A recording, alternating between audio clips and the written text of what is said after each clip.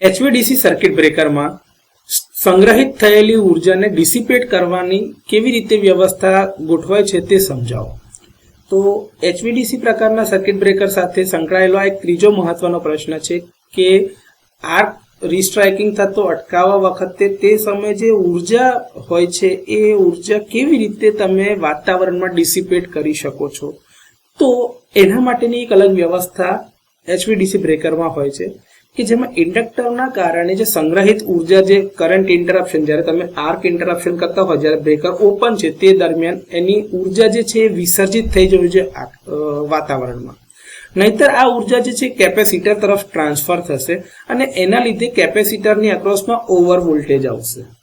હવે સર્કિટ બ્રેકરની આજુબાજુ તમે એક સ્પાર્ક ગેપ રાખેલી છે, એના કારણે જ કોમ્યુટેટિંગ કેપેસિટર કે જેના કારણે તમારો આર્ક ઓલવાય છે અને કરંટ 0 તરફ જઈ રહ્યો છે એનું કદ ઓછું થાય છે. આ અસામાન્ય વોલ્ટેજનું મૂલ્ય જે એની અક્રોસમાં આવતું હશે એમાં ઘટાડો કરે છે. વધુમાં કહીએ તો ટ્રાન્ઝિયન્ટ રિકવરીનું મૂલ્ય જે છે એ ઘટતું જાય છે અને બ્રેકરની આજુબાજુ એક એરેસ્ટર જે તમે લગાડ્યો છે, ZNO એરેસ્ટર, એ જોડીને તમે જે આ ઇન્ડક્ટરમાં વધારાની જે સ્ટોર એનર્જી રહી છે એને વાતાવરણમાં ડિસિપેટ કરી શકો છો, એટલે કે એનું વિસર્જન કરી શકો છો.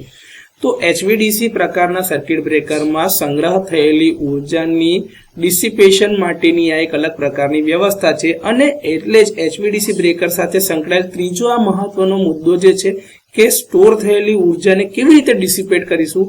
તો આ વ્યવસ્થાના ભાગરૂપે એ ઉર્જાને વાતાવરણમાં ડિસિપેટ કરવાથી આ પ્રશ્નનું નિરાકરણ આવી શકે.